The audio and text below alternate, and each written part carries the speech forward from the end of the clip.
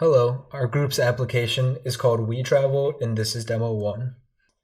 ouiTravel is essentially a hybrid of a social media and a trip planner application. The key features of it include easier collaboration and simplifying trip planning, allowing for group trips with friends and family. And a shared itinerary is also available to edit and view by all members of the trip to simplify the trip planning process. We also include a recommendation and post system that has a social media aspect to it. Users can make posts about attractions from their trips that gets added to the destination's posts, which can be viewed by other users. When planning a trip, ouiTravel suggests attractions to put on your itinerary based off of other people's trips and filters of your own, such as budget, number of people, etc. An example use flow for how someone would use our application can include creating a trip and adding other members to it. And from there, you can book hotels and flights all in one place. And on top of that, you can also plan your itinerary. Now we are going to show the demo of each of our subgroups, starting with subgroup 1.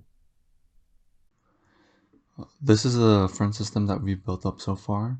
Right over here we have an image of the schema for the friends object, just for reference.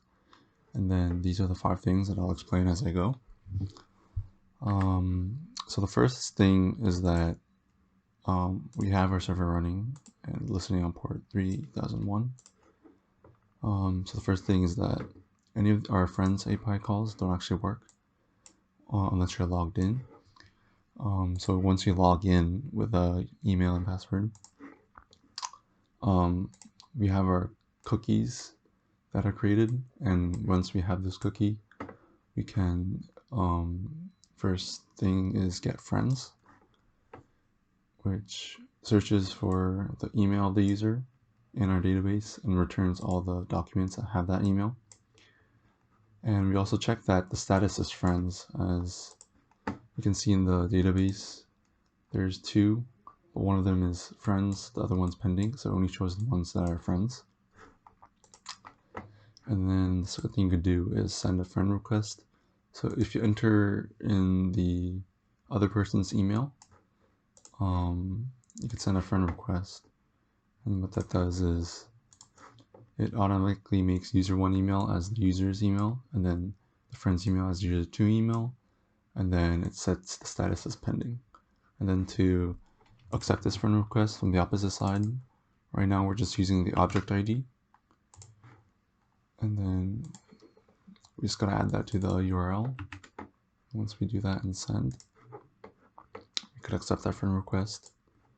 And if we refresh right here, we see that it has turned to friends. So then now once we go back and do the get friends again,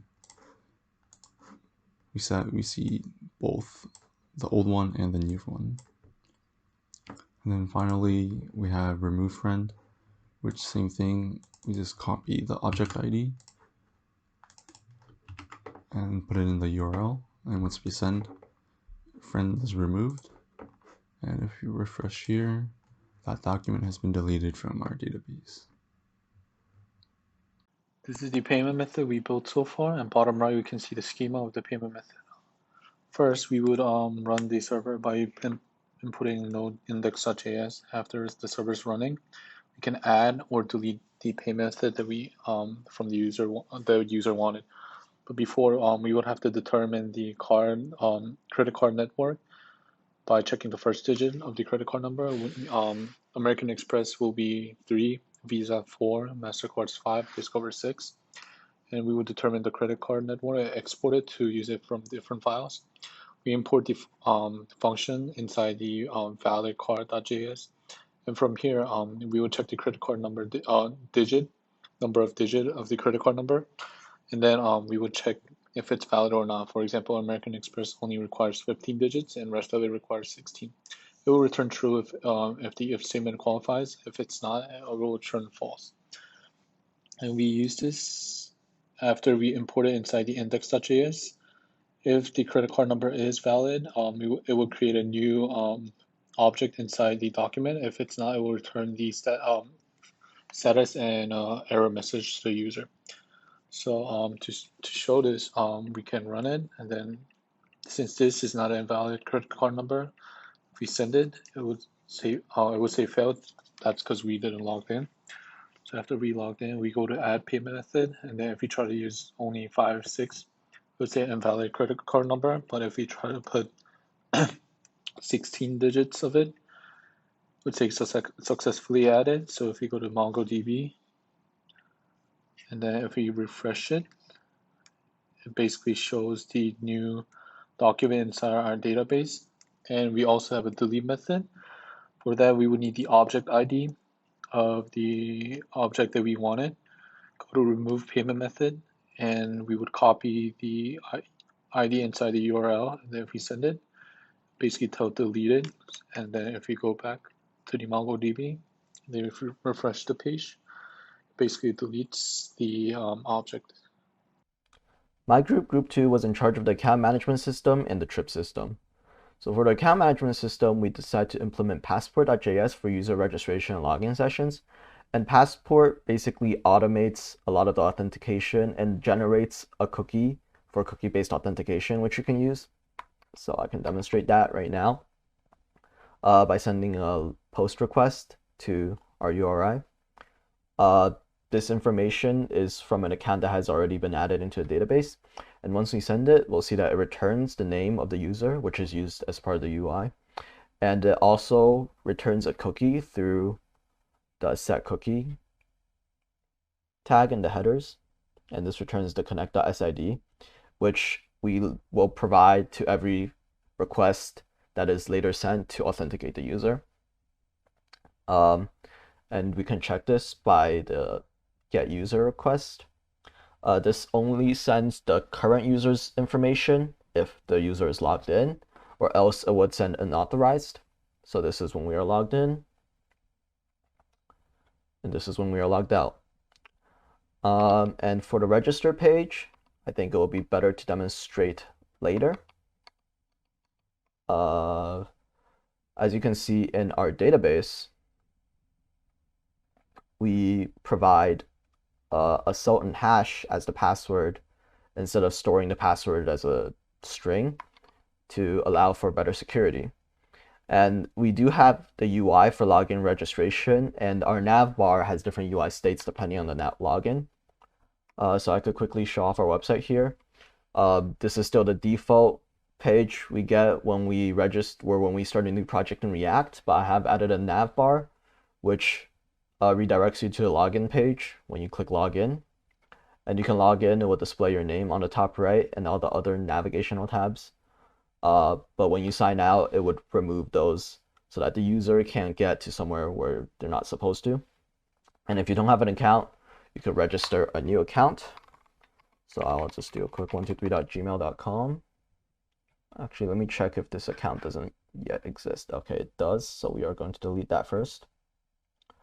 And then we can create a new account. So let's put some random information in here. And the password, I could just make it 123 for simplicity.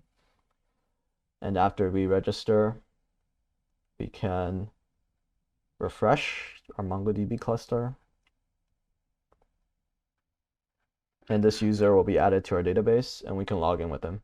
Or it automatically logs you in, but we can also log in with his credentials later on. And so that is it for the account management system. In terms of the UI, everything is done. And we have the authentication set up in such a way that it should enable all the other groups to do anything that they need to that involve authentication. So for the trip system, we have only the requests set up. So we have trip creation, trip editing, and trip deletion. So I can demonstrate that. Let's first log in, and then we can create a trip. These are just some arbitrary dates that we set up. After we create the trip, this will be reflected in our MongoDB cluster. It's a bit hard to tell since we don't store the creator name, but this is the one that we created. And Since we created it, we can delete that trip. So we just have to copy the object ID over, and it will successfully delete. If we are to refresh the page, it would be removed from the trips database. And you can also edit the details of any trip you created. And for this, we have it set so that you can edit certain fields but not others. And we can see this in our code where I have these keys that we filter the request body keys with, so that you can't like change the creator ID, for example, because that is simply not one of the keys that we accept when sending a pull request for trips. So I also want to demonstrate that as a collaborator, you can still edit the details of a trip. So let's find a trip. These trips are not created by us, but as you can see, this user is a collaborator in this trip specifically. So if we are to input this trip ID,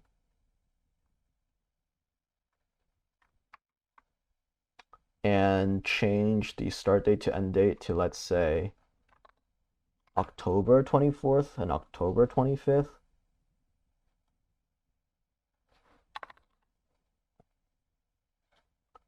Is that successful? Right now it still shows September. And let's refresh. And now it will show October. So that is all we have for the trip system. Our next step would be to be able to edit the details of the trip, like adding hotels, flights, all the other information. And then after that, we would just have to work on a UI and displaying the trip to the user. And that is all we would have to do. All right, so now we're going to show the history system of the app. So the history system consists of both payment history and trip history. Those are use cases 10 and 11.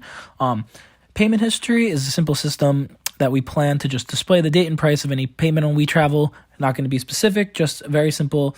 For example, on 3/20/2023, you spent $200 at 12 p.m. It'll be a separate page from trip history, and it's going to be a pretty just basic list, kind of like if you know like a bank app, and it shows us like a list of all your payments. Trip history is the primary component of the history section. At the moment, the trip history is the thing that gets returned when a logged in user is happening on the back end. Eventually, we will show that it'll display payments with a graphical breakdown.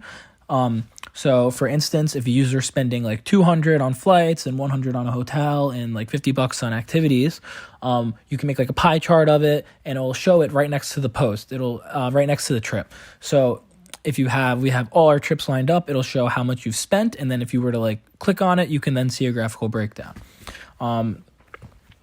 That's the trip schema for reference. And here is the payment schema. It wasn't on the slide, but just for reference for this video to show what we are retrieving when we get our payment history. This is what we're retrieving, this type of schema. So now let's first log in. So we're going to log in under my name. So it'll return me and I'll log in. Now, when I send the payment history thing, I get an empty array because there are no payments currently under my user ID. So if we were to take my ID from the users collection and go to payments, and for instance, change this creator ID to my ID, say it belongs to me, I'm the new creator, and I update MongoDB, and I come back to Postman, I now get this payment in the array. And if I were to add another one under my ID and update it and then resend it, we get both. So that's pretty much payment history. Just to prove that payment history only works for a logged in user, let me log out really quick. Now when I log out, it will successfully log out. And now when I get my payment history again, it'll tell me it's an unauthorized and it will redirect us to login. So let me log back in again really quickly. And now we'll show my trip history. But first, let's go to trips. And now it's the same idea. So the creator ID, if it matches anything, we'll get something. So right now, none of the creator IDs have my name. So if I send it, I get an empty array. And if I were to replace it, and update MongoDB, I'll now get the demo 1 status trip history. Now, if we were to want to delete a trip, this is the final API call we've done. We would take the object ID, we would copy it, and we'd put it as the path variable. Now, I will send the thing. It will tell me that it's deleted. And if we were to refresh the trips page, we will see that the demo 1 status trip is gone. Our subgroup worked on the social media subsystem, which includes use case 8, creating and deleting a post. So some of the functionality that includes is creating a new post that users can review or explain a trip that they have been on, as well as delete an existing post. You can also return a list of all posts given the user's ID, as well as edit an existing post's elements such as the caption or the image. As you can see on the side here, just what the schemas look like. So the various attributes of both the post and photo collections. So if we go into, you could see here that the MongoDB is connected and running in the back end. So in Postman here, we can see the 4 different calls that you can make. So we'll start with adding a post. So these parameters, you would just enter, you see there's the creator ID, photo ID, and trip ID, as well as a caption or comment. So when we send this post request, it returns a JSON object of the various parameters. For the sake of this demo, we're going to do 2 with captions 1 and 2. Same thing, you could see it here. So then if we go into the database and just refresh it, you could see this the post collection here. We have 2 new attributes here, or objects. So we have the demo 1 caption 1 and demo 1 caption 2 that we just created. For the next example, I'm just going to take this creator ID, go back into Postman. So our next call is a GET request that returns the post list. So if we give our creator ID, it should return these 2 that we just made. As you can see, those captions match up to what we just created. So for the next one, I'm going to take the first one's ID. So this was demo 1 caption 1. Our next request is a put request. So this is going to edit the caption. So for the parameter, given the ID that we have, and then the user will enter their new comment. So we're just going to change that to updated caption. We send the request, and you could see here, it'll return the new comment, updated caption that we just put here. We can also refresh this MongoDB page as well. You can see now we have, instead of demo 1 caption 1, it says updated caption here, and then we're still left with our demo 1 caption 2. Then I'll just take this object for the very last request. So we have our delete request, given the parameter of the post's ID. We send that request, and it just returns a statement that your one document is deleted. We'll go back in here, refresh it one more time. And you can see that updated the one with the comment updated caption is no longer there. We just have our demo 1 caption 2. So that is the current functionality that we have for our social media subsystem. So this is the end of our demo 1. As for what's next for ouiTravel, we are planning on creating the UI for all of our functionalities. And this includes adding a search bar so that the user can search up other users and add them as friends. And then we would also like to implement API calls to external APIs so that we can add hotels, flights, and attractions, which are up to date and look through way more sources than we are capable of. And if for some reason the user isn't able to find what they're looking for, they will also be able to add them manually. And we would also like to be able to display social media posts, which is one of our core functionalities, to other users with comments, pictures, and trip details, so that they can take inspiration from these trips and create trips of their own. And finally, we would like to finish our payment process and this includes creating the payment UI, and the user will be able to either use their credit card or PayPal.